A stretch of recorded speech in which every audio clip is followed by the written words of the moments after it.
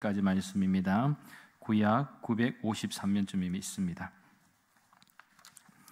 전도서 5장 18절부터 20절까지 말씀 우리 한 목소리로 같이 합독하도록 하시겠습니다. 사람이 하나님께서 그에게 주신 바 그 일평생에 먹고 마시며 해 아래에서 하는 모든 수고 중에서 낙을 보는 것이 선하고 아름다움을 내가 보았나니 그것이 그의 몫이로다.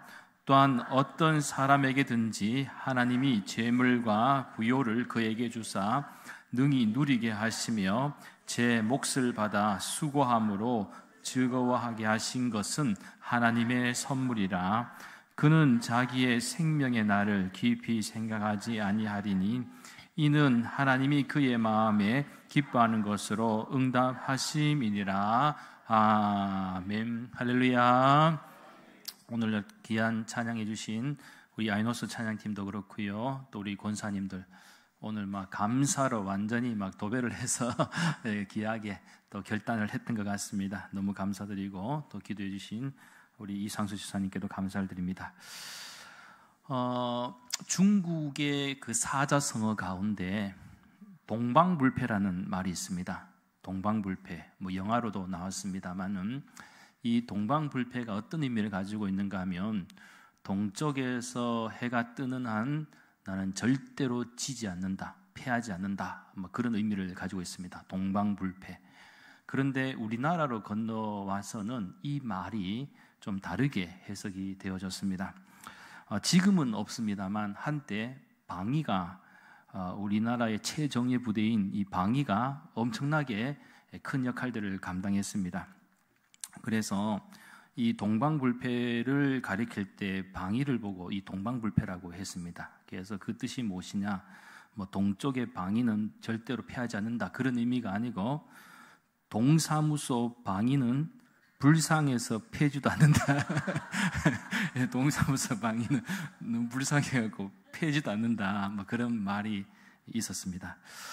그런데 저희 믿는 성도들한테는요, 이 불패에 대해서 하나 좀 더 생각을 했으면 좋겠는데 뭐냐? 믿음 불패입니다. 믿음 불패. 우리에게는 믿음으로 절대로 패하지 않는다라는 마음으로 우리가 살 수 있는 은혜가 있기를 간절히 소망합니다. 오늘 이 시간에는 하나님의 선물이라는 제목으로 잠시 하나님의 말씀을 나누도록 하겠습니다. 이 하나님이 원래 창조하신 이 창조의 세계는 뭐 아름답고 선했죠. 그리고 행복했습니다. 그러나 아담과 하와의 불순종으로 말미암아 우리에게 죄가 들어왔고 또 이 죄로 인해서 우리는 불행하게 되었습니다. 그래서 이 세상에는 행복도 있고 또 불행도 있습니다. 기쁨도 있고 또한 슬픔과 눈물도 있습니다. 나아가 영광도 있고 고난도 있습니다. 중요한 것은 뭐 이런 것이 있고 저런 것이 있고 우리의 어떤 희로애락이 다 있다라고 하지만 세상을 어떻게 보느냐에 따라서 또 인생이 달라진다는 것이죠. 문제는 우리의 심령에 영향력을 미치는 사탄은 계속해서 우리를 불행하게 만들려고 하고 또 자꾸만 이 행복이 아니라 불행을 보게 합니다. 그래서 가끔씩 우리의 마음과 생각 속에 어떤 즐거움과 기쁨보다는 고난과 고통만 더 크게 보이게 하기도 하지요. 그 결과 부정적인 생각과 마음이 지배하고 때로는 사람의 입에 원망과 불평이 가득하게 됩니다.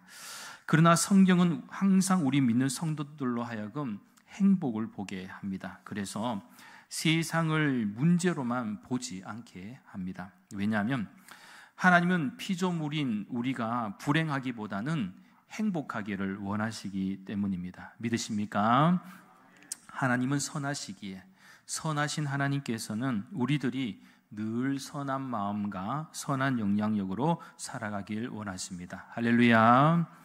그런 의미에서 오늘 본문 18절 말씀에서 전도자는 사람이 하나님께서 그에게 주신 바 그 일평생에 먹고 마시며 해 아래에서 하는 모든 수고 중에서 낙을 보는 것이 선하고 아름다움을 내가 보았나니 그것이 그의 몫이로다 라고 이렇게 설명을 하고 있습니다. 그러니까 하나님께서는 우리에게 세상을 바라볼 때 선하고 아름답게 볼 수 있는 환경과 상황을 허락하셨습니다. 그래서 우리가 세상을 선하게 보고 아름답게 본다면 보는 그대로 우리는 느낄 수가 있고 즐거움과 행복을 누릴 수가 있습니다. 무엇보다 우리의 인생을 거창하게 생각하기보다는 비록 작아 보이는 일이라고 할지라도 우리의 일상의 삶 가운데 감격하고 감사할 수 있다면, 오늘 우리 권사님들 참 주제를 잘 잡고 찬송을 해주셨는데, 이 감사할 수 있다면은요, 하나님께서는 우리들에게 큰 감동으로 인도해 주실 줄 믿습니다.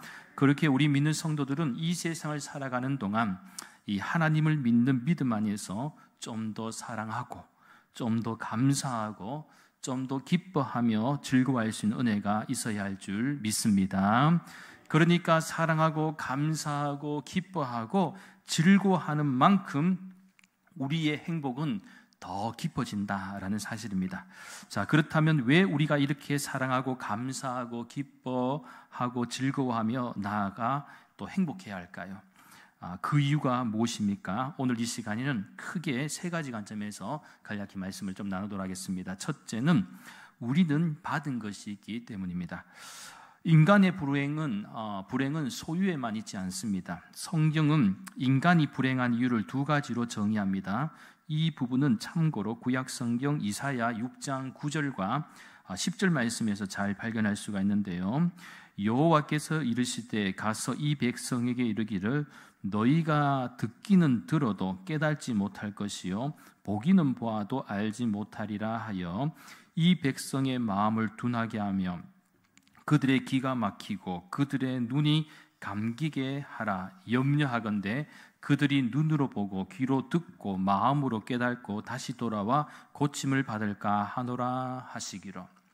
그러니까 이사야 선지자의 관점에서 이해하면 보아도 보지 못하는 것이 불행이라는 것입니다. 봐도 보지 못하는 것, 제대로 보지 못하는 것, 또한 들어도 제대로 듣지 못하는 것이 불행입니다. 그런 의미에서 현대인들의 삶이 왜 스트레스의 연속입니까? 있는 것에 자족하지 못하고 없는 것만 보면서 불평하기 때문입니다. 그리고 불행하게 생각합니다. 사실 오늘 우리 시대는요, 과거에 비해서 모든 것이 풍족한데도 불구하고 자꾸 없는 것만 봅니다. 한번 생각해 보십시오. 지금 우리가 아무리 불행하다고 해도 과거 일제강점기 때 나라를 빼앗긴 것보다 더 불행한 것이 있을까요? 또한 6.25 전쟁으로 인하여 같은 동족 간에 끔찍한 살육의 현장을 경험한 것보다 더 불행한 일이 있을까요?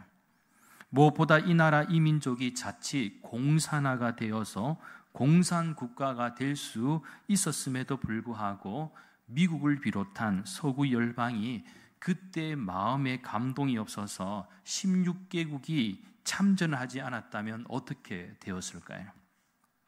한번 생각해 보십시오. 정말 이게 생각해 보면 이게 하나님의 은혜고 감사의 조건이죠.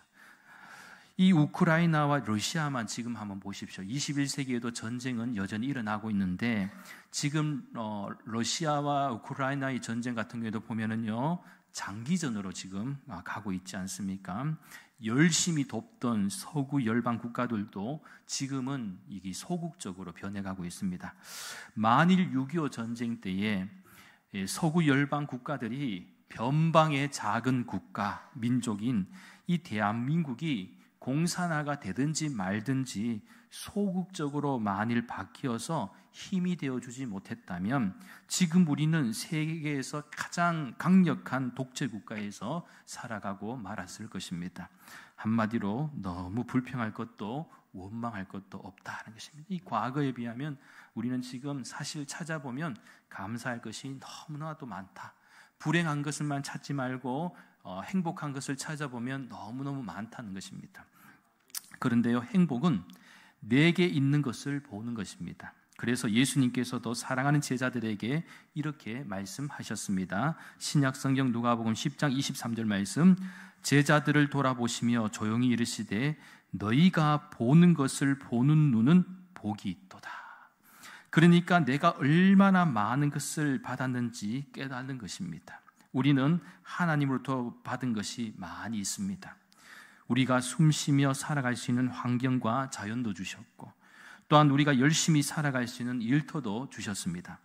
가정도 허락하셨고 자녀들도 주셨습니다. 지금보다 우리는 하나님부터 신령한 복을 받았는데 무엇보다 주님의 몸된 이 대구 난강교회도 주셨습니다. 할렐루야. 나아가 하나님은 우리에게 말씀을 주시고 이 세상을 힘있게 잘 감당하며 살아갈 수 있도록 은혜를 베풀어 주셨습니다. 사실 여러분, 많은 분들이 막 그런 생각을 해요. 물질이 좀 많이 있으면 행복하겠다. 그런데 물질 물론 있으면 건강하고 너무너무 좀 더 맛있는 것도 먹고 여행도 다니고 뭐 하고 싶은 거 하고 좋지요. 그런데요, 만약에 물질은 주셨는데 자녀가 아프다고 생각해 보십시오. 당사자가 몸이 안 좋다고 생각해 보십시오. 사실 건강한 게 더 소중하다는 것을 깨닫게 되잖아요. 그렇지 않습니까? 아프기 전에는 아프지 않는 게 얼마나 감사한 건지 몰라요. 아프면은 참 안 아픈 것이 감사하다는 것을 깨닫지 않습니까? 우리는 항상 이렇게 했으면 좋겠다라고 생각하는데 사실은 이렇게 했으면 보다는 이렇게 안 되는 게 더 감사하다는 것을 우리는 알아야 된다라는 사실이죠. 그래서요, 아무리 작은 것이라 할지라도 하나님이 주신 복을 여러분 당연하다고 별거라고 생각해서는 안 될 줄 믿습니다. 지금 여러분이 건강하게 이 예배당에 나와서 함께 예배 드릴 수 있는 것도 얼마나 감사합니까? 지금도 예배당에 나오고 싶지만 눈물 지으며 나오지 못하는 분들도 있잖아요. 내게 건강을 주셨을 때 그 건강한 마음을 누릴 수 있어야 됩니다. 오히려 건강 주셔서 감사한데도 더 못 받은 것에만 자꾸 집착하고 불평하고 원망하면 불행한 인생이 될 수밖에 없다는 것이지요. 그래서 한 가지만 더 생각해 보면 우리나라가 지리적인 여건으로 볼 때도 여러분 이 복음이 들어오기가 절대로 쉬운 나라가 아니었습니다. 사실 중국과 일본에 막혀 있어서 우리나라가 사실은 어떻게 보면 갇혀 있는 이 나라라고도 할 수가 있거든요. 그리고 전통적으로도 불교와 유교 그리고 미신이 아주 강한 나라였지만 하나님은 우리를 사랑하시고 구원하시기 위해서 선교사님들을 보내주셨고 복음도 전해주셨습니다. 이런 것 하나하나만 따져봐도 정말 끝이 없이 우리는 감사하고 기뻐하며 행복해야 할 조건들이 많이 있다는 사실입니다. 그렇게 우리 믿는 성도들은 늘 영의 눈을 떠서 하나님이 주신 것을 바라보아야 할 줄 믿습니다. 보는 만큼 행복해질 줄 믿습니다. 둘째는 우리가 가진 것이 있기 때문입니다. 우리는 가진 것이 있습니다. 무엇일까요? 먼저 생각해 보면 힘들고 지칠 때 창문을 열고 하늘을 볼 수 있는 눈이 있습니다. 우리에겐 눈도 있고요. 또한 잊지 못할 추억이 있습니다. 슬플 때 거울을 보며 웃을 수 있는 미소도 있습니다. 나아가 소중한 사람의 이름을 부를 수 있는 우리의 목소리도 있습니다. 뿐만 아니라 외로울 때 함께 할 수 있는 가족이 있고 친구가 있고 또 무엇보다 교우들이 있습니다. 우리 교인들이 있지요. 무엇보다 하나님께서 현재 나에게 그래도 걸어 다닐 수 있고 어떤 일을 감당할 수 있는 힘과 건강을 주셨다면 이 역시도 너무나도 감사할 조건입니다. 그래서 오늘 보면 19절 말씀에서 전도자는 무엇이라고 고백합니까? 또한 어떤 사람에게든지 하나님이 재물과 부요를 그에게 주사 능히 누리게 하시며 제 몫을 받아 수고함으로 즐거워하게 하신 것은 하나님의 선물이라. 할렐루야. 하나님은 우리들에게 재물과 부유를 허락해 주셨습니다. 물론 좀 더 많이 가질 수 있고 그렇지 못할 수도 있습니다. 그러나 여기서 중요한 관점은 우리는 부자 의식을 가지고 살아가야 한다라는 사실입니다. 즉 여기서 말하는 부자 의식은요, 그저 삶이 풍요롭고 세상이 행복해질 때 감사와 감격이 넘치고 그런 것만을 얘기하는 것이 아니라 자족할 수 있는 마음과도 연관이 된다는 것이죠. 자족할 수 있는 마음. 그래서 우리 믿는 성도들에게 가장 큰 저력은 무엇이냐? 자족하는 거예요. 어떤 상황에서든지 내가 하나님이 이것을 주시면 이것에 감사하고 저것을 주시면 그저 감사. 이 감사하는 것이 참고로 부자의식을 가진다는 것입니다. 그렇기에 제 몫을 받아 수고함으로 즐거워할 수 있는 마음을 하나님께서 주셨습니다. 그리고 이것이 바로 하나님의 선물임을 전도자는 강조합니다. 그렇습니다. 우리는 이 세상을 살아가는 동안 각자의 삶의 터전에서 최선을 다해야 합니다. 그리고 수고함으로써 자신의 몫을 받고 또 즐거움을 누릴 줄 알아야 합니다. 무엇보다 가장 즐거운 일은 우리가 가진 것을 가지고 하나님을 위해 사용하고 교회를 섬기며 세상에서 선한 영향력을 가지고 살아가면 내가 가진 것이 더 복이 되고 의미가 될 수가 있습니다. 많고 적고의 문제가 아닙니다. 예를 들면 아무것도 없었던 초대교회는 로마를 바꾸었고 세계 역사를 바꾸었음을 기억하십시오. 그런 의미에서 우리는 초대교회 성도들보다 더 많은 것을 가지고 있습니다. 그렇기에 내가 가진 것을 하나님께 드리면 더 큰 역사가 일어날 뿐만 아니라 하나님이 주시는 진정한 은혜와 기쁨이 충만하게 나타나게 될 줄 믿습니다. 마지막 셋째는요, 우리는 줄 수 있는 상대가 있기 때문입니다. 어떤 환자가 의사 선생님과 상담을 하면서 이렇게 말했습니다. 선생님, 저한테는 한 가지 비밀이 있는데 정말 희한합니다 그래요. 그래서 그것이 무엇인지 의사 선생님이 물으니까 이 환자가 이렇게 얘기합니다. 제가요, 방귀를 뀌어도 희한하게 냄새도 안 나고 소리도 안 납니다 그래요. 그러면서 태연하게 한번 시연해볼까요? 그러면서 끼는 거예요. 그러니까 의사 선생님은 알겠다 그러면서 약을 처방해주고 3일 후에 다시 보자고 했습니다. 3일 뒤에 이 환자가 씩씩거리면서 병원으로 왔습니다. 선생님, 주신 약을 먹었더니 방귀가 줄어드는 것도 아니고 오히려 냄새가 더 심해졌어요. 그러자 의사 선생님이 말합니다. 예, 그러면 이제 코는 고쳤고 다음으로 귀를 고쳐봅시다. 알고 보니 그동안 코가 막히고 기가 막혀 냄새를 맡을 수도 없었고 소리가 잘 안 들렸다는 것입니다. 사실 사람은 절대로 혼자 살아갈 수 없고 이 공동체를 형성하거나 사회를 구성하며 살아갑니다. 그렇기에 상대가 있기에 내가 있고 또 내가 있기에 상대가 있습니다. 또한 내가 행복하면 상대방도 행복할 수 있고 상대방이 행복함으로써 그 에너지가 나에게도 전해질 수가 있습니다. 그렇기에 서로 함께하는 것은 행복의 시작입니다. 그 행복은 내가 상대방을 사랑할 때 더 커지고 열매를 맺게 될 줄 믿습니다. 이는 마치 자신의 아이를 위해서 희생하는 어머니가 아이보다 더 행복한 것과도 같고요. 자녀를 위해서 땀 흘리고 애쓰고 수고하는 이 아버지가 돈을 받아 쓰는 자녀보다 더 행복합니다. 오히려 자녀에게 무엇인가를 해줄 수 있고 필요 부분을 채워줄 때에 더 큰 기쁨이 있지 않겠습니까? 그러니까 하늘 아버지, 하나님께서도 이러한 마음으로 우리를 바라보신다는 사실을 꼭 기억하시기 바랍니다. 그렇습니다. 우리 대구 난강교회 같은 경우에도 살아있음을 느낄 때가 언제이냐? 바로 우리의 이웃과 세상을 향해서 복음과 사랑을 나눌 때입니다. 예를 들면 작은 반딧불이 모이면 아름다운 광경이 펼쳐지는 것처럼 우리가 서로 나누고 베풀면 세상이 아름다워집니다.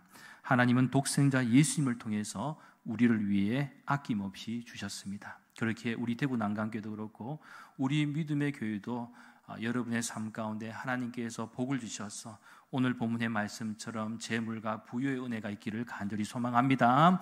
그러나 그것으로 만족하지 마시고 우리가 가진 것으로 누군가에게 줄 수 있는 삶의 여유로움과 기쁨과 은혜도 있기를 간절히 소망합니다.